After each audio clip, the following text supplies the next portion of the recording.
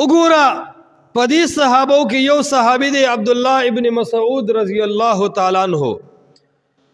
ابو داود شریف کتاب الصلاۃ کې 1091 نمبر حدیث کې ذکر کړي و یو ځل پیغمبر علیہ السلام د جمعې بیان کو خطبه کوله او خلق جمعات کې اړېدل راړېدل ګرځېدل.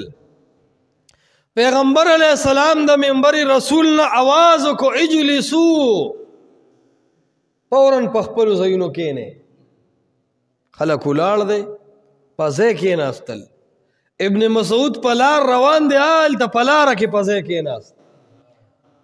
پیغمبر علیہ الصلوۃ والسلام ولیدو اور حدیث کې راځي فجلس علی باب المسجد کمزور د جمعات په دروازه اونی ولا کې ناست دروازه کې ناست لا جمعات تر اذان نشوم نه دی. پیغمبر علیہ الصلوۃ والسلام ورته تعال یا عبد الله ابن مسعود راځه اے د عبد الله ابن مسعود ټول کې ناشته هغه یې د الله پیغمبر ټیک د زد نو مخاطب کړي خو چې تا وې کینه د ابن مسعود خپې همت نه کوچو چې ته شوی د الله پیغمبر دی وې کینه ابن مسعود دی رواني. دا سه خلق وسنګ کامیاب نه وي. دا سه خلق لبا په مرګ کې ملائک شونډ څنګه نخ کولای. دا سه خلق تب ملائک په خپل لاس او غسل څنګه نور کوي. دا سه خلق به د دنیا کامیاب ترین خلق ولنی چې د پیغمبر پاک صلی الله علیه وسلم د خبري اوریدونه بعد داغه خپو چتیدل مجال نکیږي. نن خو د پیغمبر علیه السلام حکم موجود دی خادی د پیغمبر علیه السلام د حکم خلاف ده. نن د پیغمبر علیه السلام احکامات موجود دي زمون غمونه د پیغمبر علیه السلام د شریعت د خلاف دي.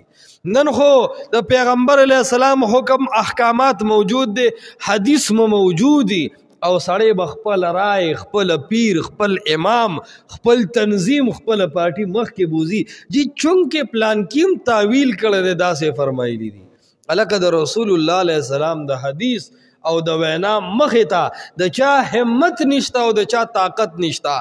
ابن مسعود خود پیغمبر علیہ السلام د خبر ویلو نه بعد خپن شو چتوله ته قلم څنګه اوچته ته فتوا څنګه اوچته ته قول څنګه اوچته. نو عرض داده چې مسلمانان اصحاب محمد صلی الله علیه وسلم باغی کې دا یو تړپو چې د الله د پیغمبر تابعدارو دومره تابعدار چې حد یې نو او خلق مجازی عشق مجازی محبتونو کې ډیره غلو کړی دا خدا الله د پیغمبر صلی الله علیه وسلم په اتباع کې مسلمان رستو دی.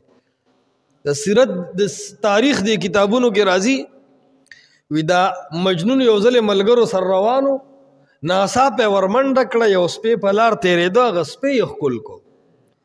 خلک ورته یې بېوقوفه دا دې څه وکړو هغه ورته وایي دا د لیلا د کور د کوڅو سپی دی په دې سترګو به هم د لیلا لیدلي لیونی و که نه. نو هغه خلکو سر د دنیاوي محبت دومره قدر شته چې د لیلا د سپي قدر کوي خو ای مسلمانه تا د رسول الله علیه السلام د وینا قدر ونه کو. ډېر د افسوس مقام دی.